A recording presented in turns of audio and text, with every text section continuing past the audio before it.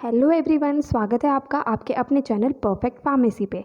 मैं हूं सुनीता कंवर एंड आज के वीडियो के अंदर हम लोग डिस्कस करेंगे हमारा जो 6 सेमेस्टर का सब्जेक्ट है फार्मास्यूटिकल बायोटेक्नोलॉजी, इसकी 4th यूनिट के कुछ टॉपिक्स जो है वो हम ऑलरेडी एक वीडियो के अंदर डिस्कस कर चुके हैं। बाकी जितने भी टॉपिक्स बचे हैं वो सारे हम आज के वीडियो के अंदर कवर करेंगे। ठीक है, तो सबसे पहले इम्यूनो ब्लॉटिंग टेक्निक्स जो थी हमारे पास 3, ELISA, western blotting and southern blotting, ये हम ऑलरेडी डिस्कस कर चुके हैं। एंड जेनेटिक ऑर्गेनाइजेशन जो था यूकैरियोट्स एंड प्रोकैरियोट्स का, वो हम ऑलरेडी डिस्कस कर चुके हैं। उसके आगे हमारे पास में आएगी सबसे पहले माइक्रोबियल जेनेटिक्स, जिसके अंदर आएगा transformation, transduction, conjugation, plasmids and transposons. ठीक है, ये सब हम आज के वीडियो के अंदर डिस्कस करेंगे। Then next microbial bio transformation जो है उसका इंट्रोडक्शन, उसकी एप्लीकेशन जो है वो हम आज के वीडियो के अंदर डिस्कस करेंगे। देन इसके बाद में म्यूटेशन वाला जो टॉपिक है कि types of mutation and types of mutants क्या होता है, वो भी हम आज के वीडियो के अंदर डिस्कस करेंगे। तो 4th यूनिट जो है वो आज के वीडियो के अंदर कंप्लीट हो जाएगी। ठीक है, तो सबसे पहले हम लोग ये देखते हैं कि माइक्रोबियल जेनेटिक्स जो है इसका मतलब क्या होता है। तो सिंपली माइक्रोबियल जेनेटिक्स जो है इसका मतलब है जीन्स या फिर जीन के फंक्शन की स्टडी हम लोग करेंगे bacteria, archaebacteria and other micro organisms के अंदर। तो सिंपली क्या मतलब हुआ कि जीन्स की या फिर जीन के फंक्शन की स्टडी हम लोग कर रहे हैं बैक्टीरिया, आर्कीबैक्टीरिया या फिर दूसरे माइक्रो ऑर्गेनिजम्स के अंदर। जैसे कि हम लोग नाम से ही पता लगा सकते हैं, माइक्रोबियल जेनेटिक्स, माइक्रोबियल का मतलब माइक्रोब्स या फिर माइक्रो ऑर्गेनिजम्स एंड जेनेटिक्स मतलब जीन के बारे में। तो जीन या जीन के फंक्शन की स्टडी करना माइक्रो ऑर्गेनिजम्स के अंदर जो है वो कहलाता है माइक्रोबियल जेनेटिक्स। अब इसके अंदर मेनली क्या है, रिकॉम्बिनेशन जो है वो आता है। रिकॉम्बिनेशन क्या होता है, हमारे पास 2nd यूनिट के अंदर एक टॉपिक है, वहाँ पर हम लोग को रिकॉम्बिनेशन जो है वो ब्रीफ के अंदर पढ़ना है। तो हम यहाँ पर एक बार बहुत ही ब्रीफ के अंदर उसे देख लेते हैं। तो यहाँ हम लोग देखते हैं रिकॉम्बिनेशन जो है इसका सिंपली क्या मतलब होता है। जैसे ये हमारे पास में बैक्टीरियल सेल, ठीक है, एंड इसके अंदर ये है इसका जेनेटिक मटीरियल। ठीक है, ये हो गया हमारा इसका जेनेटिक मटीरियल। अब क्या होगा, जैसे कोई डोनर है हमारे पास, डोनर उसका यहाँ पर जेनेटिक मटीरियल है, ऐसे मान लो आप लोग, या फिर ऐसे ऐसे ऐसे मान लो, या फिर ऐसे मान लो कि ये डोनर सेल का जेनेटिक मटीरियल है। ठीक है, अब ये डोनर सेल का जेनेटिक मटीरियल जो है बैक्टीरिया के इसके अंदर एंटर करता है। तो क्या होता है, हमारे पास में ये है बैक्टीरिया, ये बैक्टीरिया का जेनेटिक मटीरियल, इसके अंदर दूसरा वाला जेनेटिक मटीरियल जो है वो एंटर कर गया। ठीक है, अब इसके बाद में नेक्स्ट स्टेप में क्या होता है कि ये दोनों जेनेटिक मटीरियल जो है वो कंबाइन हो जाते हैं। मतलब यहाँ पर तो हमारा बैक्टीरिया का ही जेनेटिक मटीरियल रहता है, एंड यहाँ पर जो है हमारे पास में जो दूसरा है डोनर सेल का जेनेटिक मटीरियल, वो इसके साथ में जो है यहाँ पर कंबाइन हो जाता है। ठीक है, तो अब दोनों जो जेनेटिक मटीरियल है वो एक साथ कंबाइन हो गए थे, इसी को हम लोग रिकॉम्बिनेंट डीएनए जो है वो कहते हैं। ठीक है, रिकॉम्बिनेंट डीएनए टेक्नोलॉजी के अंदर भी हम लोग सिंपली यही बताते हैं कि डोनर सेल का डीएनए इसके अंदर एंटर कर गया, दोनों डीएनए जो है वो कंबाइन होकर के रिकॉम्बिनेंट डीएनए जो है वो बनाते हैं। तो सिंपली रिकॉम्बिनेंट का मतलब है कि दो अलग अलग स्पीशीज़ के जो डीएनए वो कंबाइन हो गए। अलग अलग स्पीशीज़ ज़रूरी नहीं है, मतलब एक डोनर सेल का एंड इसका खुद का 2 डीएनए जो है वो कंबाइन हो गए, तो उसे हम लोग रिकॉम्बिनेंट डीएनए जो है वो कहते हैं। तो हमारे पास यहाँ पर जो ट्रांसफॉर्मेशन, ट्रांसडक्शन है, इसके अंदर भी कहीं ना कहीं क्या होता है, रिकॉम्बिनेंट डीएनए ही बनते हैं। तो अब सबसे पहला वर्ड जो हमारे पास में आएगा वो आएगा ट्रांसफॉर्मेशन। तो ट्रांसफॉर्मेशन क्या होता है वो चीज़ हम लोग यहाँ पर देखते हैं। तो ट्रांसफॉर्मेशन जो है ये भी एक जेनेटिक रिकॉम्बिनेशन का ही टाइप है, जिसके अंदर क्या होता है कि सिर्फ और सिर्फ जीन कैरियर्स जो होते हैं वो रेसिपिएंट सेल के अंदर डोनर सेल में से ट्रांसफ़र होते हैं। सिर्फ और सिर्फ जीन कैरियर्स मतलब जो डीएनए मॉलिक्यूल होगा डोनर सेल का, वही जो है वो रेसिपिएंट सेल के अंदर जाता है। या फिर ये कहें अगर रेसिपिएंट सेल बैक्टीरियल सेल है तो क्या होगा कि ट्रांसफॉर्मेशन के अंदर सिर्फ और सिर्फ जीन कैरियर्स, डीएनए मॉलिक्यूल्स जो हैं वो रेसिपिएंट सेल के अंदर जाते हैं। ठीक है, अब क्या होगा कि नेक्स्ट हम लोग देखते हैं कि ट्रांसफॉर्मेशन जो है ये किसने जो है डिस्कवर करा था। तो फ्रेडरिक ग्रिफिथ जो हैं, इन्होंने 1928 के अंदर ट्रांसफॉर्मेशन प्रोसेस जो है उसे डिस्कवर करा था। अब किस तरीके से करा था, उन्होंने क्या करा था कि एक एक्सपेरिमेंट उन्होंने परफॉर्म करा था। लैबोरेटरी माइस जो होता है, लैबोरेटरी वाला माइस, उसके ऊपर उन्होंने एक एक्सपेरिमेंट परफॉर्म करा था, जहाँ पर उन्होंने 2 तरह के डिप्लोकोकस निमोनिया जो है वो लिए थे। ठीक है, अब 2 तरह के जो डिप्लोकोकस निमोनिया थे उसमें से एक तो नॉन पैथोजेनिक थे जो कि नॉन कैप्सुलेटेड थे एंड वो रफ टाइप के थे। ठीक है, एंड दूसरे पैथोजेनिक थे जो कैप्सुलेटेड थे एंड जो स्मूथ टाइप के थे। तो नॉन पैथोजेनिक जो है वो माइस के अंदर किसी तरह का कोई भी इन्फेक्शन कॉज नहीं करेंगे, पैथोजेनिक जो है वो माइस के अंदर क्या है, इन्फेक्शन कॉज करते हैं। ठीक है, तो एस टाइप जो कि हमारा पैथोजेनिक है, ठीक है, एस टाइप जो कि हमारा पैथोजेनिक है, जब हमने उसे माइस के अंदर इंजेक्ट करा तो माइस जो है उसकी डेथ हो गई, माइस जो है वो डेड हो गया। ठीक है, दूसरा आता है आर टाइप जो कि हमारे पास नॉन कैप्सुलेटेड एंड रफ था, ये नॉन पैथोजेनिक था, तो जब हमने इसे माइस के अंदर इंजेक्ट करा तो माइस जो है वो सर्वाइव कर गया। ठीक है, अब नेक्स्ट केस हम लोग देखते हैं। जैसे सिंपली तो हम लोगों ने देख लिया कि पैथोजेनिक को अगर हम लोगों ने इंजेक्ट करा तो क्या हुआ कि उसकी डेथ हो गई, एंड अगर नॉन पैथोजेनिक को करा तो वो सर्वाइव कर गया। नेक्स्ट हम बात करेंगे एस टाइप जो कि हमारा पैथोजेनिक होता है, उसे हम लोगों ने हीट करा तो क्या हुआ, उसके अंदर पैथोजेंस जो है वो खत्म हो गए, डेड हो गए। तो क्या हुआ कि जब हीट वाला जो हम लोगों ने एस टाइप को उसके अंदर इंजेक्ट करा तो हमारे जो माइस जो है वो सर्वाइव कर गए। ठीक है, अब लास्ट कॉम्बिनेशन हमारे पास आता है, एक तो आर टाइप जो कि क्या होता है, नॉन पैथोजेनिक होता है, एस टाइप जिससे हम लोगों ने हीट करा हुआ है जिसके अंदर पैथोजेंस डेड हो गए। अगर हम इन दोनों को कंबाइन करके देन इंजेक्ट करते हैं माइस के अंदर तो क्या होता है कि माइस जो है वो डेड हो गया। अब इसमें क्या हुआ कि एस टाइप जो है उसने अपने जो पैथोजेनिक नेचर है वो आर टाइप के अंदर ट्रांसफ़र कर दिया, जिसकी वजह से क्या हुआ कि यहाँ पर जो है माइस वो डेड हो गए। ठीक है, तो इससे क्या पता चला कि जो स्मूथ टाइप सेल्स जो हैं उन्होंने क्या करा कि अपने अंदर से जो पैथोजेनिक कैरेक्टर था वो ट्रांसफ़र कर दिया आर टाइप के अंदर, जिसकी वजह से माइस जो है वो डेड हो गए। तो यहाँ पर एक सिंपल सा एक्सपेरिमेंट था जिसके अंदर क्या है, ये चीज़ बताई गई कि जेनेटिक मटेरियल जो है वो एक में से दूसरे के अंदर ट्रांसफ़र हो गया, जिसकी वजह से एंड में माइस जो है वो डेड हो गए। अब ट्रांसफॉर्मेशन का प्रोसेस होता किस तरीके से वो हम एक बार यहाँ पर देख लेते हैं। तो यहाँ पर जो है कंप्लीट ट्रांसफॉर्मेशन प्रोसेस का फ्लो चार्ट बना हुआ है। फ्लो चार्ट तो आपको बनाना ही बनाना है, अगर एग्जाम के अंदर पूछा जाता है तो बाकी दूसरा आप पॉइंट्स के अंदर चीज़ को लिख भी सकते हैं, नहीं भी लिख सकते, बट फ्लो चार्ट बनाना बहुत ज़रूरी है। ठीक है, तो एक तरफ डीएनए फ्रैगमेंट्स है डोनर सेल के, ठीक है, तो ये डोनर सेल का डीएनए है। दूसरी तरफ हमारे पास में बैक्टीरियल सेल है, इसके अंदर इसका बैक्टीरियल डीएनए है। ठीक है, तो ये हमारा हो गया रेसिपिएंट सेल, ये हो गया डोनर सेल। अब क्या हुआ कि जब ये दोनों साथ में आए तो क्या हुआ, ये जो डोनर सेल का डीएनए है ये रेसिपिएंट सेल के अंदर एंटर कर गया। ठीक है, यहाँ पर जो है इसका डोनर सेल का डीएनए जो है वो रेसिपिएंट सेल, हमारा जो बैक्टीरियल सेल है उसके अंदर एंटर कर गया। अब क्या हुआ कि नेक्स्ट स्टेप में क्या होगा, डोनर डीएनए जो है वो कॉम्प्लीमेंट्री डीएनए के साथ में अलाइन हो जाएगा, इस तरीके से अलाइन हो गया। ठीक है, अब अलाइन होने के बाद में क्या होगा कि इन दोनों के बीच में रिकॉम्बिनेशन हो जाएगा, donor DNA and recipient DNA, इन दोनों के बीच में हमारे पास में क्या होगा, रिकॉम्बिनेशन हो जाएगा। तो रिकॉम्बिनेशन होने की वजह से क्या हुआ कि हमारे पास जो डोनर सेल थे उसके अंदर हमारे पास जीन्स जो हम लोगों ने small A B C D मान लिए, इसके अंदर capital A B C D मान लिए। तो क्या हुआ कि इसका जो स्मॉल ए है वो रेसिपिएंट डीएनए जो है बैक्टीरियल डीएनए उसके अंदर चला गया, तो उस हिसाब से ये क्या हो गया, रिकॉम्बिनेंट डीएनए हो गया, क्योंकि इसके अंदर एक तो डोनर सेल का भी डीएनए है, रेसिपिएंट सेल जो है हमारा बैक्टीरियल सेल उसका भी डीएनए है, दोनों के कुछ फ्रेगमेंट्स इसके अंदर है, तो इस वजह से ये हमारे पास में क्या हो गया, जेनेटिकली ट्रांसफॉर्म सेल हो गया, जिसे हम लोग क्या है रिकॉम्बिनेंट सेल भी कह सकते हैं।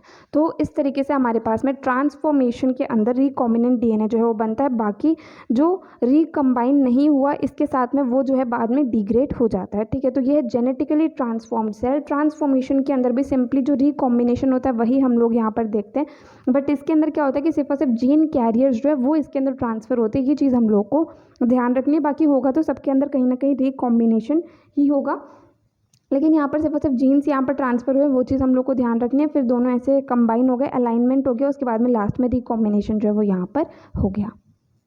अब सेकंड जो प्रोसेस आता है हमारे पास वो आता है ट्रांसडक्शन।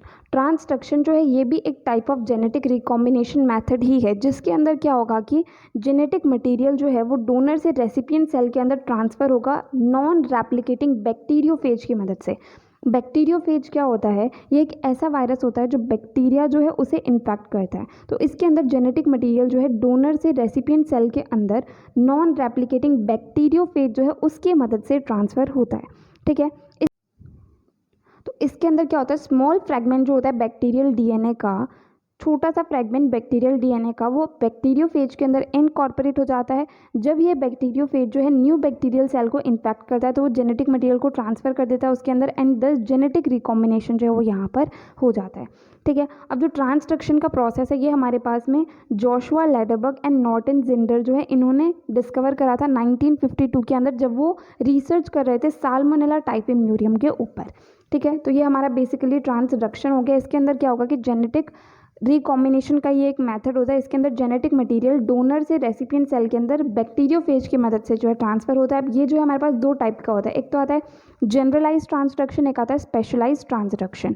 ठीक है, जनरलाइज ट्रांसडक्शन जो है इसके अंदर लाइटिक फेज होती है, स्पेशलाइज ट्रांसडक्शन जो होता है इसके अंदर लाइसोजेनिक फेज होती है। ठीक है, तो ये चीज़ तो हो गई। अब हम इन दोनों का भी फ्लो चार्ट की मदद से जो है समझते हैं कि ट्रांसडक्शन के अंदर भी जनरलाइज ट्रांसडक्शन किस तरीके से होता है, स्पेशलाइज ट्रांसडक्शन किस तरीके से होता है। एक चीज़ हम लोग को ध्यान रखनी कि जनरलाइज ट्रांसडक्शन जो है इसके अंदर क्या होता है कि रिकॉम्बिनेंट डीएनए जो है वो लास्ट में जाकर के बनता है, एंड स्पेशलाइज्ड के अंदर रिकॉम्बिनेंट डीएनए जो है वो पहले ही बन जाता है।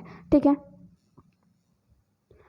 इसके अंदर सबसे पहले क्या होगा, ये हमारे पास में एक बैक्टीरियल सेल है जिसके अंदर ये बैक्टीरियल डीएनए है। ठीक है, इसके ऊपर बैक्टीरियोफेज वायरस जो है वो अटैक करता है, जिसकी वजह से क्या होता है कि इस वायरस का जो जेनेटिक मटेरियल है वो यहाँ पर इसके अंदर एंटर कर जाता है बैक्टीरियल सेल के अंदर। ठीक है, अब इसके बाद में जो वायरस का डीएनए है, वायरस का जो जेनेटिक मटीरियल है क्या करता है कि जो बैक्टीरियल डीएनए इसका डिग्रेडेशन कर देता है। ठीक है, ये यहाँ पर टूट गया, उसके बाद में वायरल डीएनए जो है वो यहाँ बैक्टीरियल सेल के अंदर रेप्लिकेट होता जा रहा है और वायरस जो है वो यहाँ पर बनते जा रहे हैं। ठीक है, तो सिंपली क्या हुआ कि बैक्टीरियोफेज वायरस जो है इसने क्या करा, ये इसके साथ में होस्ट के साथ अटैच हो गया एंड इसने अपना जेनेटिक मटेरियल जो है वो इसके अंदर डाल दिया। तो अब बैक्टीरियल डीएनए एंड वायरस का डीएनए ये दोनों हमारे पास में है, तो वायरस के डीएनए बैक्टीरियल डीएनए को जो है डिग्रेड कर दिया। अब इसके बाद में जो वायरस का डीएनए उसका यहाँ पर रेप्लिकेशन होता गया, तो बहुत सारे वायरस जो है वो यहाँ पर बन गए। अब जब बैक्टीरियल सेल का लाइसिस हुआ, मतलब वो टूट गया, बैक्टीरियल सेल जो है वो टूट गया यहाँ से, तो उससे क्या होगा कि ये जो वायरस है ये दूसरे सेल्स को जा करके इम्पैक्ट करेंगे। तो फिर ये दूसरे बैक्टीरिया का जो सेल है दूसरे बैक्टीरियल सेल के ऊपर अटैक करेंगे। यहाँ पर इसका न्यू बैक्टीरियल डीएनए, ये डीएनए है पिछले वाले बैक्टीरियल सेल का डीएनए जो है वायरस का डीएनए ही बन गया। ठीक है, अब इसके बाद में क्या होगा कि ये जो है, जो ये वाला डीएनए है, वायरस के अंदर जो डीएनए प्रेजेंट है जो वायरल डीएनए ही है, तो ये इसके अंदर एंटर कर जाएगा। जब ये वायरस का डीएनए यहाँ पर एंटर कर गया तो हमारे पास में एक तो वायरस का डीएनए आ गया एंड एक न्यू बैक्टीरिया का डीएनए आ गया। ठीक है, अब ये दोनों कंबाइन होकर के यहाँ पर रिकॉम्बिनेंट डीएनए बना लेते हैं। ठीक है, अब इस सेल का मल्टीप्लिकेशन होता है इस तरीके से ज़्यादा से ज़्यादा सेल को जो है वो इन्फेक्ट करता जाता है। ठीक है, तो इसके अंदर रिकॉम्बिनेंट डीएनए जो है वो यहाँ पर लास्ट में आकर के बना है जनरलाइज ट्रांसडक्शन के अंदर। अब सेकेंड हम लोग देखते हैं स्पेशलाइज ट्रांसडक्शन जो है वो क्या होता है। तो इसके अंदर भी सिंपली हमारे पास बैक्टीरियल सेल है, बैक्टीरियल सेल का डीएनए है, बैक्टीरियोफेज वायरस है, इसका जेनेटिक मटेरियल यहाँ पर एंटर कर गया। ठीक है, इसके बाद में क्या होगा, एक तरफ हमारे पास में वायरस का डीएनए आ गया, एक बैक्टीरिया का डीएनए आ गया, दोनों हमारे पास बैक्टीरियल सेल के अंदर आ गए। तो अब यहाँ पर इसी स्टेप पे दोनों डीएनए जो हैं वो कंबाइन होकर के रिकॉम्बिनेंट डीएनए का फॉर्मेशन कर लेंगे। ठीक है, अब ये जो रिकॉम्बिनेंट डीएनए इसका डिग्रेडेशन होगा तो ये टूट जाएगा। उसके बाद में क्या है, ये डीएनए से हमारे पास में बैक्टीरियोफेज जो है वो वापस बन जाएंगे, इसके अंदर ये रिकॉम्बिनेंट डीएनए जो है वो प्रेजेंट रहेगा। अब इसके बाद में क्या होगा कि बैक्टीरियल सेल जो है उसका लाइसिस होगा, बैक्टीरियल सेल यहाँ पर टूट जाएगा। ठीक है, अब ये टूट जाएगा, उसके बाद में क्या करेंगे, बैक्टीरियोफेज जो है वो जाकर के दूसरे सेल्स को इन्फेक्ट करेंगे।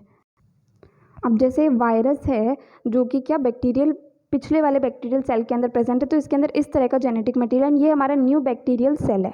ठीक है, न्यू बैक्टीरियल सेल के अंदर ये न्यू बैक्टीरियल डीएनए है, तो अब ये वाला जेनेटिक मटेरियल जो है वो इसके अंदर एंटर करेगा। ठीक है, तो ये हमारा रिकॉम्बिनेंट डीएनए था, तो recombinant DNA and new bacterial DNA ये दोनों जो हैं ये कंबाइन होकर के एक और नया रिकॉम्बिनेंट डीएनए बना लेंगे, दूसरी बार न्यू रिकॉम्बिनेंट डीएनए बनाएंगे, फिर इसका मल्टीप्लिकेशन होगा, तो ऐसे ही और सेल्स जो है वो बनते जाएंगे। ठीक है, इस तरीके से हमारा होता है स्पेशलाइज्ड ट्रांसडक्शन, इसके अंदर भी वही हमारे रिकॉम्बिनेंट डीएनए ही बनते हैं। अब थर्ड जो प्रोसेस हमारे पास आता है वो आता है कॉन्जुगेशन। कॉन्जुगेशन क्या होता है, इसके अंदर सिंपली जेनेटिक मटेरियल जो है दो बैक्टीरियल सेल्स के बीच में एक्सचेंज होता है कॉन्जुगेशन ट्यूब की मदद से, जिसे हम साइटोप्लाज्मिक ब्रिज भी कहते हैं। ठीक है, तो सिंपली कॉन्जुगेशन जो है इसके अंदर जेनेटिक मटेरियल एक बैक्टीरियल सेल से दूसरे बैक्टीरियल सेल के अंदर ट्रांसफ़र होता है कॉन्जुगेशन ट्यूब या फिर साइटोप्लाज्मिक ब्रिज की मदद से।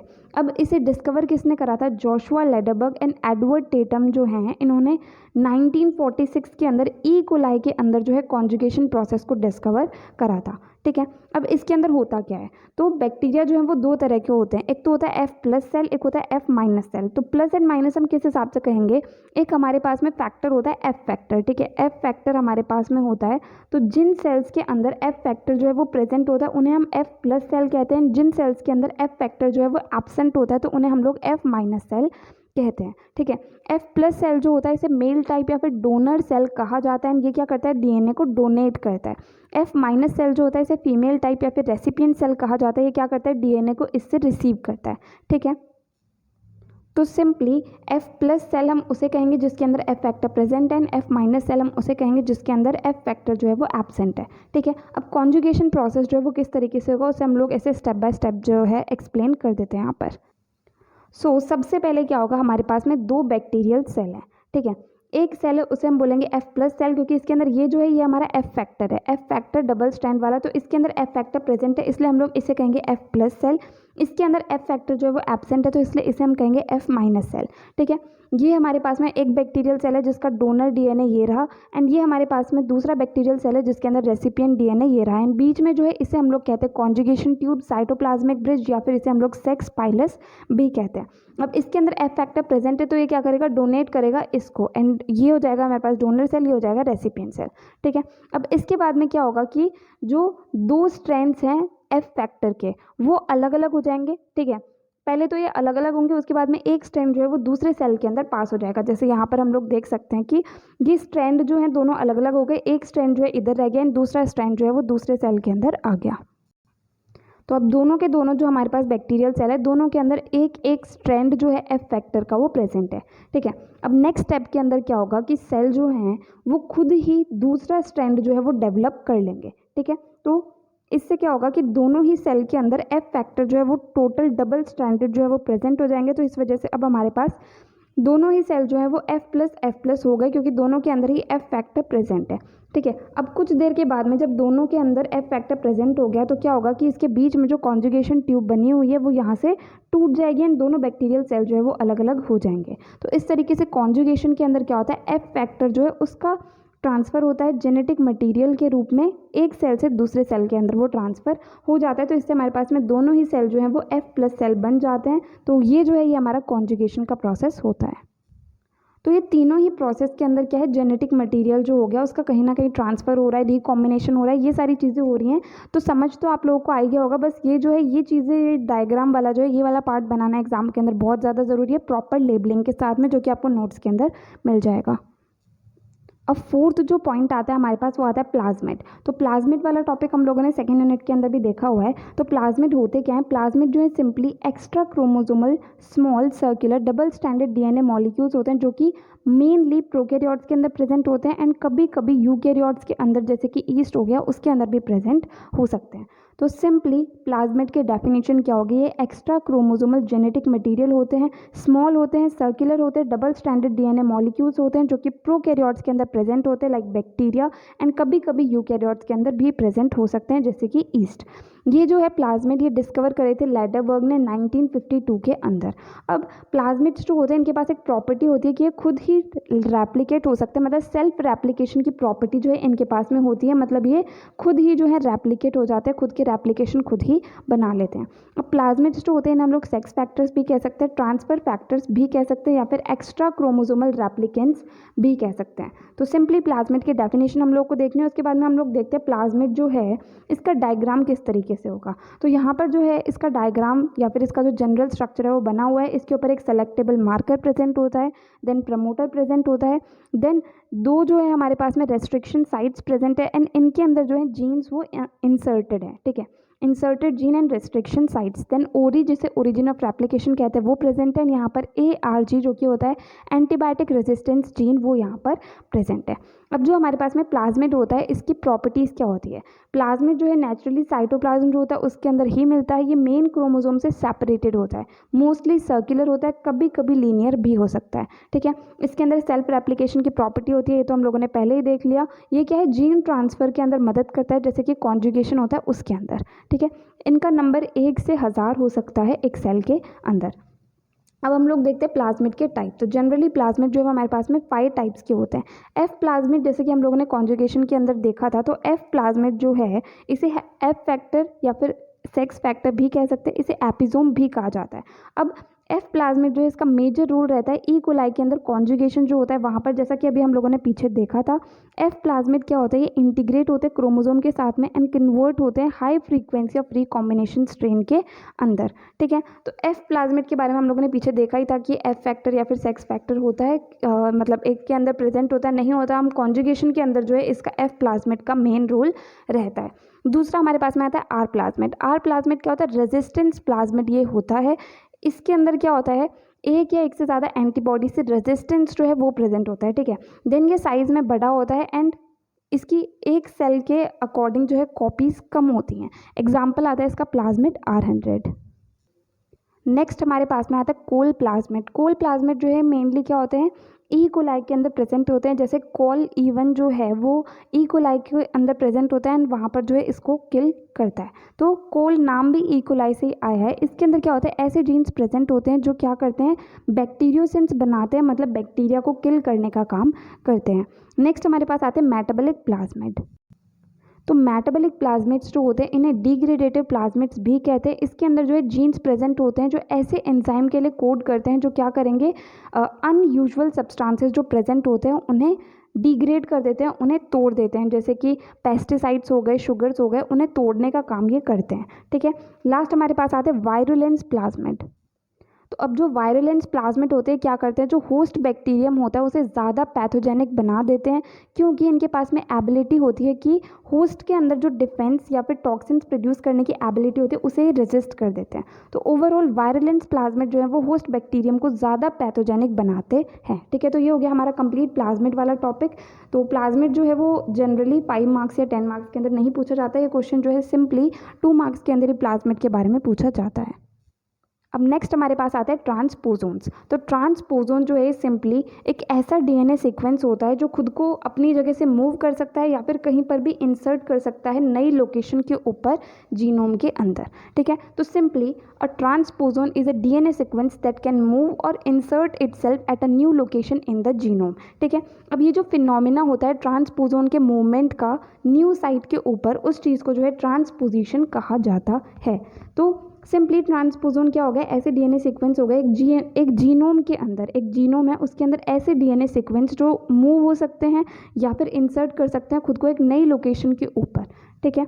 अब टाइप्स हमारे पास में ट्रांसपोजोन के दो होते हैं, एक तो आते हैं कट एंड पेस्ट ट्रांसपोजोन, दूसरे आते हैं रेप्लिकेटिव ट्रांसपोजोन। सो फर्स्ट आता है कट एंड पेस्ट ट्रांसपोजोन। तो कट एंड पेस्ट ट्रांसपोजोन्स के अंदर सिंपली जैसे इसके नाम से हमें पता चल रहा है, इसके अंदर क्या होता है, जो ट्रांसपोजेबल सीक्वेंस है डीएनए सीक्वेंस जो एक पोजीशन से दूसरी पोजीशन पर जा सकता है, उसकी पहले कटिंग होती है एंड फिर वो दूसरी जगह पर जा करके पेस्ट हो जाता है, ठीक है। एंजाइम जो ट्रांसपोजेज होता है वो डीएनए सीजर्स की तरह काम करता है एंड उस सीक्वेंस को कट करता है, ठीक है। And then new target site, जहाँ पर टारगेट साइट है वहाँ पर भी एक नया कट बनता है, वहाँ जा करके ट्रांसपोजोन जो है वो इंटीग्रेट हो जाता है, ठीक है। जैसा हम लोग यहाँ पर देखें, जैसे ये हमारे पास में डोनर डीएनए है, ठीक है, एंड इसके अंदर ये वाला जो है ये डीएनए सीक्वेंस ये ट्रांसपोजोन डीएनए है, ठीक है। अब क्या होगा कि ट्रांसपोजेज जो है उसकी बाइंडिंग होगी, यहाँ से ये वाला सेगमेंट कट हो गया, ठीक है। अब ये दोनों जो है एक दूसरे के पास आएंगे, ठीक है। उसके बाद में ये इस तरीके से जो है यहाँ पर सर्किल बना लेंगे, तो इसका क्लीवेज हो जाएगा। तो ये जो है ट्रांसपोजोन जो है, मतलब जो हमारे पास में ट्रांसपोजेबल सीक्वेंस है डीएनए का सीक्वेंस जो एक जगह से दूसरी जगह जा करके लगेगा, वो यहाँ पर अलग हो गया एंड डीएनए का स्ट्रैंड जो है वो अलग हो गया, ठीक है। अब ये क्या करेगा, टारगेट डीएनए जो दूसरी जगह है हमारे पास टारगेट डीएनए के पास जाएगा, उसके अंदर इनकॉर्पोरेट हो जाएगा इस तरीके से, वापस से नॉर्मल डीएनए जो है वो यहाँ पर बन जाएगा। तो ये यहाँ से हट करके, ठीक है, यहाँ से हटा, पहले तो ये एक सीक्वेंस हमने डिटरमाइन करा, देन इसको थोड़ा सा अलग अलग करा, उसके बाद में इस तरीके से आगे हम यहाँ पर एक कम्प्लीटली क्लीवेज होकर के अलग अलग हो गए। फिर टारगेट डीएनए के पास ही गया, वहाँ पर जाकर के जुड़ गया एंड इस तरीके से कंप्लीट वहाँ पर जाकर के इसका इंटीग्रेशन हो गया। तो इस तरीके से जो है कट एंड पेस्ट ट्रांसपोजोन हमारे पास में होते हैं। अब दूसरे हमारे पास में आते हैं रेप्लिकेटिव ट्रांसपोजोन्स। रेप्लिकेटिव ट्रांसपोजोन के अंदर क्या होगा, जैसे हमारे पास में ये एक डीएनए सीक्वेंस है, ठीक है, जिसके अंदर यहाँ पर जो है ये वाला हमारे पास में ट्रांसपोजेबल सीक्वेंस है। तो ये क्या करेगा, ये अपना रेप्लिकेशन कर लेगा, यहाँ पर इसकी एक और कॉपी बना लेगा, उसके बाद में एक कॉपी जो है वो यहाँ से निकल जाएगी, मतलब डोनर डीएनए जो है वो वैसा का वैसा रहेगा, कॉपी बनेगी, कॉपी यहाँ से निकल जाएगी, जहाँ पर उसे जा करके जुड़ना है वहाँ जा करके ये जुड़ जाएगी। तो इस तरीके से होता है रेप्लिकेटिव ट्रांसपोजोन्स, मतलब जो हमारे पास में एक डीएनए सीक्वेंस सीक्वेंस है जो दूसरी जगह जा कर के जुड़ेगा, पहले उसकी कॉपी बन जाएगी, फिर वो वहाँ से निकल जाएगा एंड फिर वो दूसरी जगह जा कर के जहाँ उसे जुड़ना है टारगेट जगह पे वो जा कर के जुड़ जाएगा। ठीक है, तो यहाँ पर हमारा जो माइक्रोबियल जेनेटिक्स वाला टॉपिक है उसके अंदर पांचों टॉपिक्स जो है वो कंप्लीट होते हैं। अब नेक्स्ट हम लोग माइक्रोबियल बायो ट्रांसफॉर्मेशन जो है वो क्या होता है वो चीज़ यहाँ पर डिस्कस करेंगे। सबसे पहले माइक्रोबियल बायो ट्रांसफॉर्मेशन जो है इसका मतलब क्या होता है, तो सिंपली एक ऐसा प्रोसेस होता है जिसके अंदर माइक्रो ऑर्गेनिजम्स जो है वो क्या करते हैं, ऑर्गेनिक कंपाउंड्स को स्ट्रक्चरली रिलेटेड प्रोडक्ट्स मतलब जो काम आने वाले प्रोडक्ट्स हैं उसके अंदर कन्वर्ट करते हैं। माइक्रोबियल बायो ट्रांसफॉर्मेशन का सिंपली क्या मतलब होता है कि कोई एक ड्रग जो है वो एक फॉर्म से दूसरे फॉर्म के अंदर चेंज हो रही है, तो यहाँ पर माइक्रो ऑर्गेनिजम्स की मदद से ऑर्गेनिक कंपाउंड्स जो हैं वो स्ट्रक्चरली रिलेटेड प्रोडक्ट्स या फिर ऐसे प्रोडक्ट जो हमारे काम आ सकते हैं उसके अंदर चेंज होता है। तो simply microbial bio transformation is a process in which micro organism convert organic compounds into structurally related products. ठीक है, अब इसके अंदर क्या होता है, माइक्रो ऑर्गेनिज्म जो है वो यहाँ पर बायो कैटलिस्ट की तरह काम करते हैं। ठीक है, बायो ट्रांसफॉर्मेशन के अंदर organic compound structurally related product के अंदर कन्वर्ट हो रहे हैं माइक्रो ऑर्गेनिज्म की मदद से, एंड माइक्रो ऑर्गेनिज्म जो है वो बायो कैटलिस्ट की तरह काम कर रहे हैं, मतलब रिएक्शन की स्पीड को बढ़ाने का काम जो है वो ये करते हैं एंड जल्दी से जल्दी रिएक्शन हो सके उस चीज़ में मदद करते हैं। तो अब बायो कैटलिस्ट जो है उसके सोर्स क्या क्या हो सकते हैं, तो हमारे पास में 4 सोर्स हो सकते हैं बायो कैटलिस्ट के। सबसे फर्स्ट हमारे पास आते हैं ग्रोइंग सेल्स। ग्रोइंग सेल्स के अंदर क्या होता है कि डिज़ायर्ड सेल्स जो होते हैं उन्हें हम एक मीडियम के ऊपर कल्टिवेट करते हैं, फिर सेल्स जैसे जैसे ग्रो करना स्टार्ट करते हैं उसके अंदर हम कंसनट्रेटेड सबस्ट्रेट जो है उसे ऐड कर देते हैं। देन इमल्सिफायर्स वगैरह की अगर ज़रूरत है तो वो भी हम लोग वहाँ पर ऐड कर देते हैं। उसके बाद में जो है माइक्रोबियल बायो ट्रांसफॉर्मेशन का प्रोसेस वहाँ पर होता है जिसकी मदद से क्या होता है कि जो हमारे पास में ऑर्गेनिक कंपाउंड है वो स्ट्रक्चरली रिलेटेड प्रोडक्ट के अंदर कन्वर्ट होता है। ठीक है, दूसरा आता है नॉन ग्रोइंग सेल्स। तो इसके अंदर भी वही सारी चीज़ें होती है बट जो सेल्स होती है उनकी ग्रोथ नहीं होती, वो पहले से वहाँ पर नॉर्मली सेल्स वहाँ पर रहते हैं।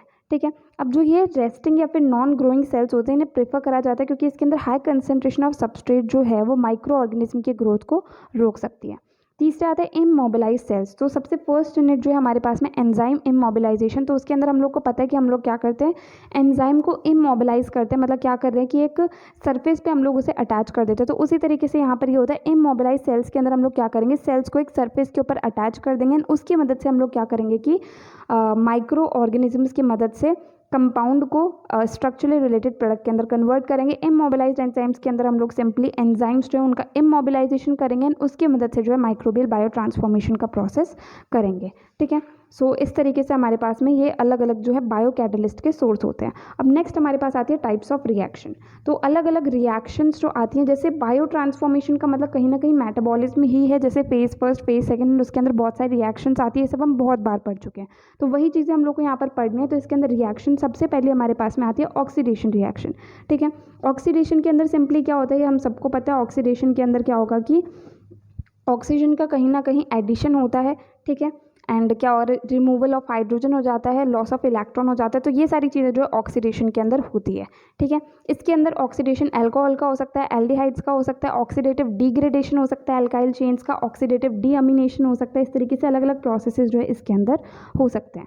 अब इसका एग्जाम्पल जो है ऑक्सीडेशन का वो आएगा कन्वर्जन ऑफ डीसॉर्बिटॉल टू एल सॉर्बोस। ये जो है हमारे पास में एसिटोबैक्टर सबऑक्सीडेंट्स जो है इस बैक्टीरिया की प्रेजेंस में होता है। जैसे हमारे पास में ये आ गई ऑक्सीडेशन, तो ये है डीसॉर्बिटॉल। ठीक है, ये है डीसॉर्बिटॉल, इसका कन्वर्जन हो रहा है एल सॉर्बोस के अंदर। तो ये हमारे पास में ऑक्सीडेटिव बायो ट्रांसफॉर्मेशन प्रोसेस रहता है।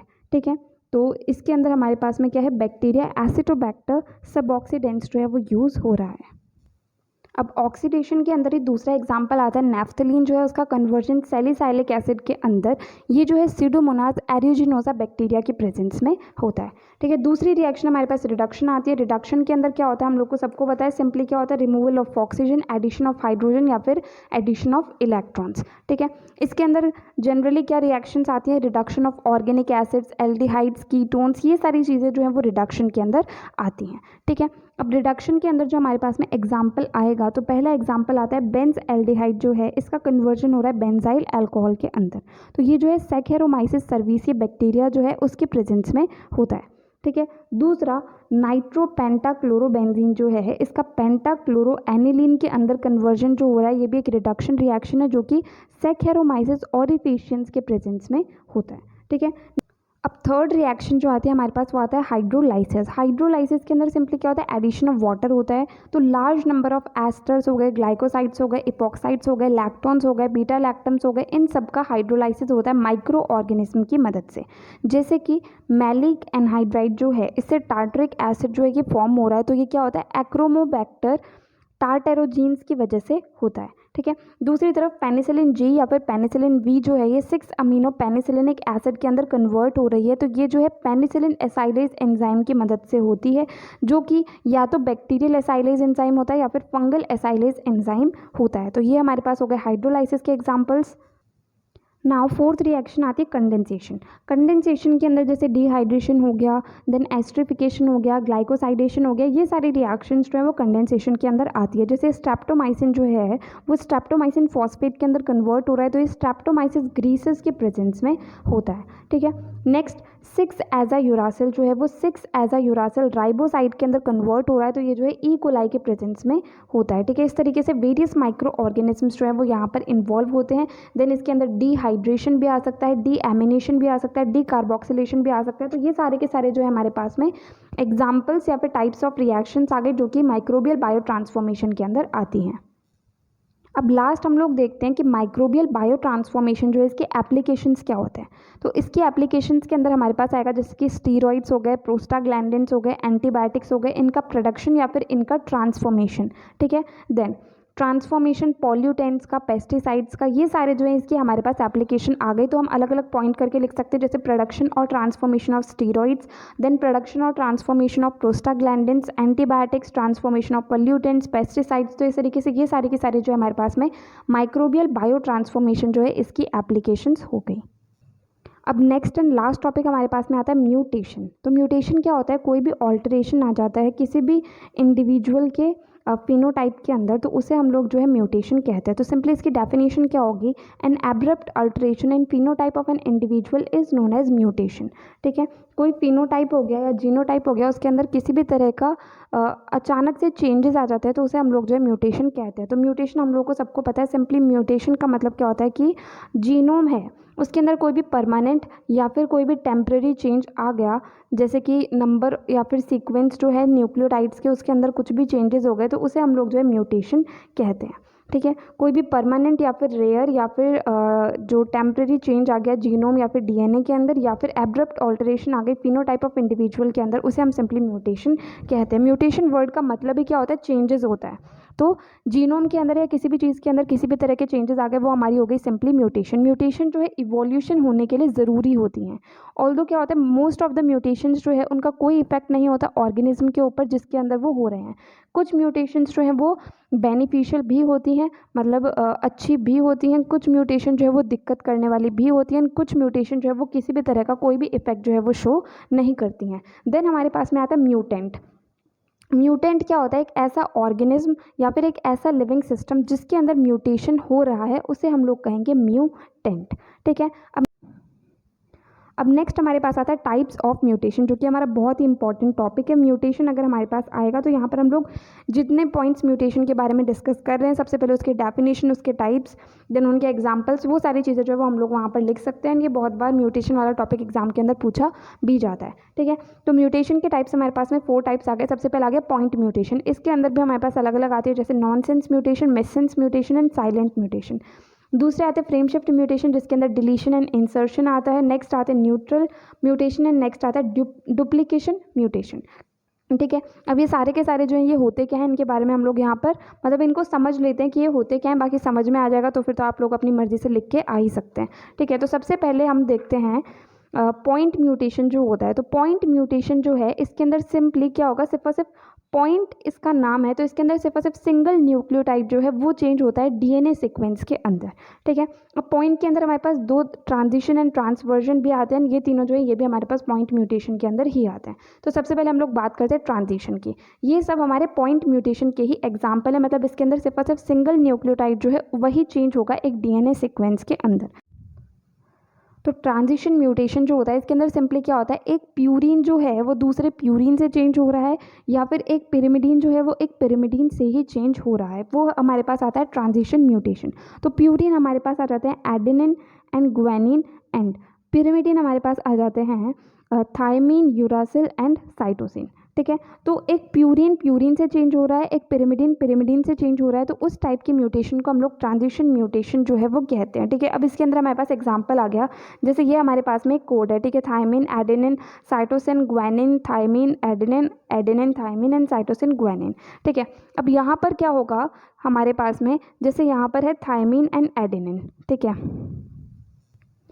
तो ये जो थायमीन एंड एडेनिन है ये साइटोसिन एंड ग्वानिन से चेंज हो गए।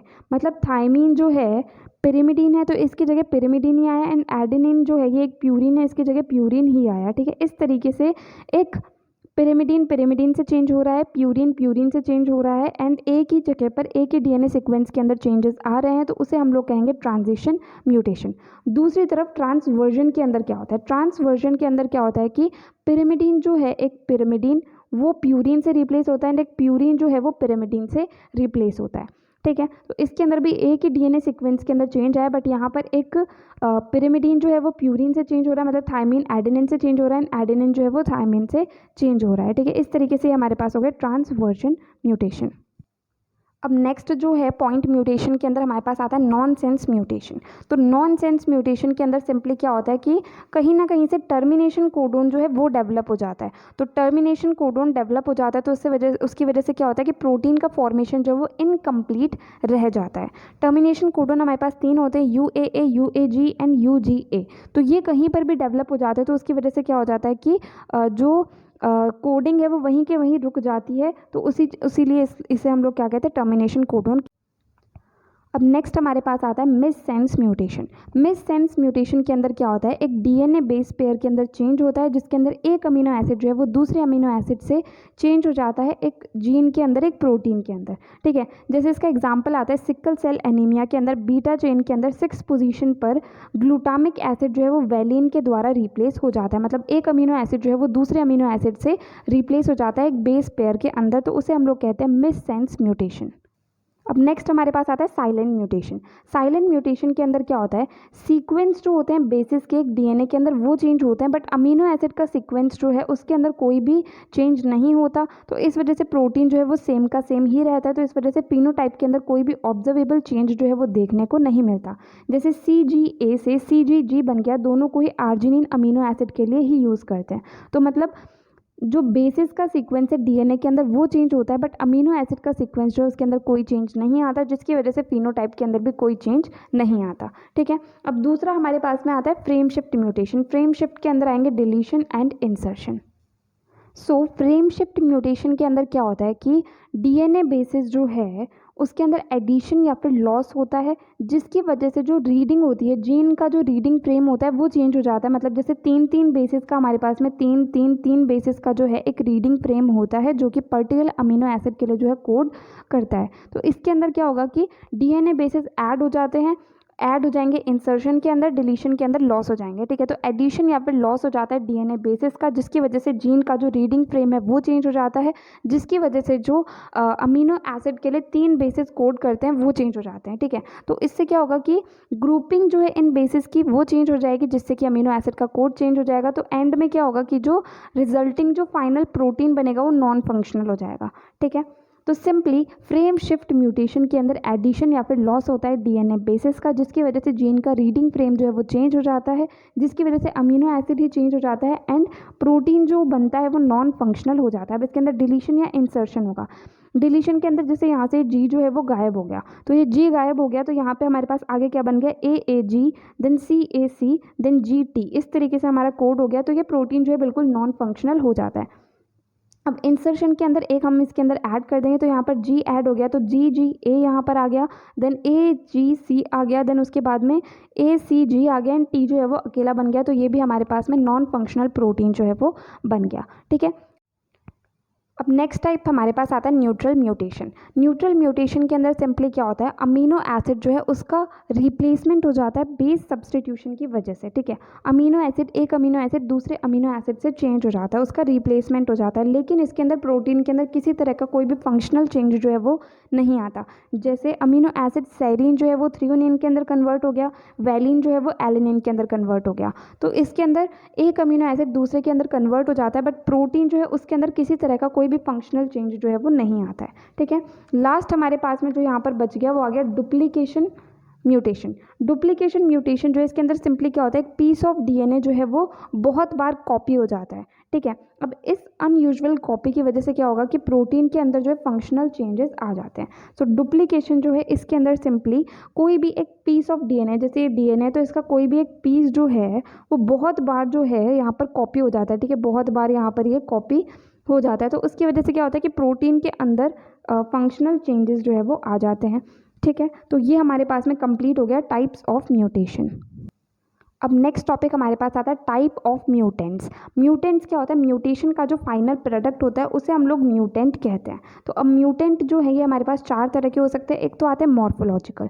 मॉर्फोलॉजिकल म्यूटेंट के अंदर क्या होता है, इनके अंदर चेंजेस आते हैं उनके शेप, साइज, कलर, मतलब मॉर्फोलॉजिकल कैरेक्टर्स के अंदर जो है चेंजेस आते हैं। ठीक है, दूसरा आता है लीथल म्यूटेंट्स। लीथल म्यूटेंट्स जो है इसके अंदर कुछ ऐसे चेंजेस आ जाते हैं जिसकी वजह से उस सेल की जो है कहीं ना कहीं जाकर के डेथ हो जाती है।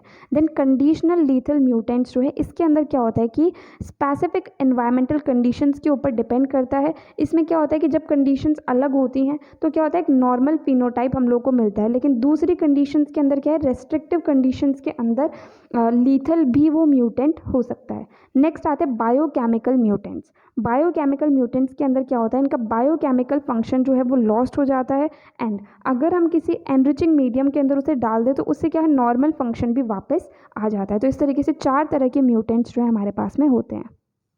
अब लास्ट हमारे पास आते हैं म्यूटाजेंस। म्यूटाजेंस क्या होता है, ऐसे एजेंट्स जो कि म्यूटेशन कॉज करते हैं। ठीक है, सो ऐसे एजेंट्स जो म्यूटेशन कॉज करते हैं उन्हें हम म्यूटाजेंस कहते हैं। ये हमारे पास फिजिकल हो सकते हैं, केमिकल हो सकते हैं। फिजिकल म्यूटाजेंस के अंदर आ गई रेज, अलग अलग रेडिएशंस जैसे X rays, gamma rays, alpha rays, beta rays, UV rays. And chemical mutagens जो हमारे पास आते हैं, मतलब केमिकल फैक्टर्स जो कि म्यूटेशन कॉज करते हैं, उसके अंदर हमारे पास आ गए alkylating agents, base analogues and एक्रीडीन dice. ठीक है, तो ये हमारे पास सारे हो गए म्यूटाजेंस। तो यहाँ पर हमारी जो फोर्थ यूनिट है वो कंप्लीट होती है। अगर आपको इस वीडियो के अंदर कहीं भी कोई भी डाउट है तो आप कमेंट सेक्शन में पूछ सकते हैं। नोट्स जो है कंप्लीट बायोटेक्नोलॉजी के वो आपको हमारी ऑफिशियल वेबसाइट perfectpharmacy.in पर मिलेंगे, तो वो आप वहाँ जाकर के चेक कर सकते हैं। अगर नेक्स्ट वीडियो आप किसी पर्टिकुलर टॉपिक पे चाहते हैं तो वे आप कमेंट सेक्शन में बता सकते हैं। एंड अगर आपको वीडियो हेल्पफुल लगे तो प्लीज़ आप इस वीडियो को लाइक करना, अपने फ्रेंड्स के साथ भी शेयर करना और चैनल को सब्सक्राइब करना। थैंक यू सो मच इस वीडियो को एंड तक देखने के लिए एंड चैनल को सपोर्ट करने के लिए।